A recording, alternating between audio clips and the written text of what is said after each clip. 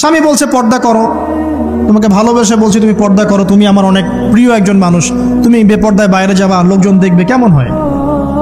ঠিক আছে, তোমাকে তো আমিই বিয়ে করেছি, তুমি আমার মানুষ, তোমাকে দেখবে কেন? প্রিয় মা ও বোনেরা, পর্দা ছাড়বেন না। আপনাদের জন্য 4টা কাজ: স্বামীর আনুগত্য করা, লজ্জাস্থানের হেফাজত করা, আপনার 5 ওয়াক্ত সালাত ঠিকঠাক মতো আদায় করা এবং রমজান মাসে সাওম রাখা। নবীজি বলেছেন সাল্লাল্লাহু আলাইহি ওয়াসাল্লাম, জান্নাতের যে কোনো দরজা দিয়ে ইচ্ছা আপনি প্রবেশ করতে পারবেন।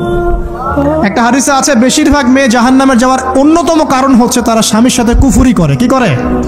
মানে আল্লাহ রাসূল সাল্লাল্লাহু আলাইহি ওয়াসাল্লাম বলেছেন, আল্লাহ ছাড়া যদি কাউকে সেজদা করা যেত, সম্মান বুঝাচ্ছেন, আল্লাহ ছাড়া যদি কাউকে সেজদা করা জায়েজ হতো, আমি মেয়েদেরকে বলতাম যেন স্বামীকে সেজদা করে। কেন? কারণ আপনাকে রেসপন্সিবিলিটি, আপনার খাবার, আপনার ফুড, আপনার শেল্টার, আপনার মানে পুরো দায় দায়িত্ব নিজের হাড় ভাঙা পরিশ্রম দিয়ে, জীবনের ঝুঁকি নিয়ে স্বামী আপনার জন্য করে। সে আপনার সম্মান পাওয়ার যোগ্য তো? সে কি আপনার সম্মান পাওয়ার যোগ্য নয়? আপনি যদি সম্মানের হক আদায় না করতে পারেন তাহলে আপনি অকৃতজ্ঞ। আর অকৃতজ্ঞ মেয়ে কখনো জান্নাতে যাবে? সারা জীবন স্বামী ভালোবেসে যায়, ভরণ পোষণ দিয়ে যায়, সব চাহিদা পূরণ করে যায়, একদিন দেখবেন কথা কাটাকাটি হয়েছে, ওই দিন বলে বসবে যে তোমার কাছে আমি কিচ্ছু পাই না সারা জীবন। এই যে কুফরি, এই কারণে তারা জাহান্নামে যেতে পারে বেশি। আল্লাহ হেফাজত করুন। আমি আরেকটা কারণ হচ্ছে যে বেপর্দা। আপনাকে 4টা মূলনীতি ফলো করতে হবে। 1, এমন কোনো পোশাক পরবেন না যে পোশাকটা আটো সাটো, যেটা পরলে আপনার গায়ের কাঠামো বোঝা যায়। এটা বোরখা হলেও পরা যাবে না। আমি কি বুঝাতে পারছি? ডিজিটাল বোরখা দেখেন নাই? দেখছেন? মাশাআল্লাহ। আর কারা কারা দেখছেন? এদিকে চোখ বেশি যায় না? আচ্ছা, এমনি দেখা যায়, চোখ দিতে হয় না, এমনি দেখা যায়। ডিজিটাল বোরখা চলবে না, ডিজিটাল বোরখা চলবে না।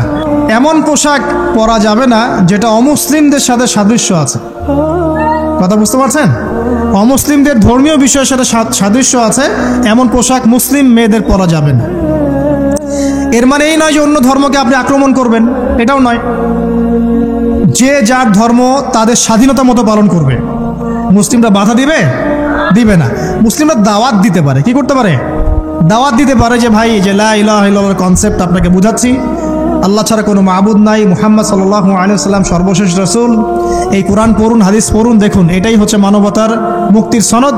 এরপর যদি সে ইসলাম কবুল করে আলহামদুলিল্লাহ, যদি না করে এর হিসাব কে দিবে? সে নিজে দিবে। এর হিসাব কি আমাকে দেওয়া লাগবে? দেওয়া লাগবে না। তো অমুসলিমদের সাথে সাদৃশ্য আছে এমন পোশাক চলবে না। পুরুষরা মেয়েদের পোশাক পরতে পারবে না, মেয়েরা পুরুষদের পোশাক পরতে পারবে না। জি, আপনাদেরকেই বলছি, আপনারা জিন্স পরতে পারবেন না, মেয়েদেরকে বলছি, এবং টি শার্ট পরতে পারবেন না। আপনারা ওই যে যা ইচ্ছা তাই ড্রেস পরে বলবেন যে 1000 বছরের সভ্যতা সংস্কৃতি, এসব বাজে কথা চলবে না এখানে। শুধু তাই নয়, সম্পত্তির অধিকার তাকে দিতে হবে। একজন মেয়ে তার ভাইয়ের সম্পত্তি পাবে, তার বাবার সম্পত্তি পাবে, তার স্বামীর সম্পত্তি পাবে, সব দিক থেকে সে সম্পত্তি পাবে। আর একজন ছেলে কিন্তু সব দিক থেকে সম্পত্তি পাবে না। এই বিষয়গুলো যখন এক শ্রেণীর মানুষ বোঝে না, তখন ইসলামের বিরুদ্ধে অহেতুক প্রপাগান্ডা চালানো শুরু করে। সবচেয়ে সেরা সম্মান রক্ষার উদাহরণ দেয়া হয়েছে ইসলামে, কোরআনে এবং হাদিসে। এই কথাটা আপনাদের মা বোনদেরকে বোঝাবেন, তবে নম্রতার সাথে বোঝাবেন, কারণ উচ্চবাচ্য করলে তারা কথা শুনবে না। আল্লাহ রাসূল সাল্লাল্লাহু আলাইহি ওয়াসাল্লাম বলেছেন, কিছুটা বাঁকা হাড় দিয়ে তাদেরকে তৈরি করা হয়েছে।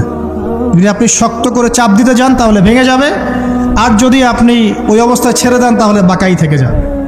এখানে আপনাকে হিকমা অবলম্বন করতে হবে। আল্লাহ পাক তৌফিক দান করুন।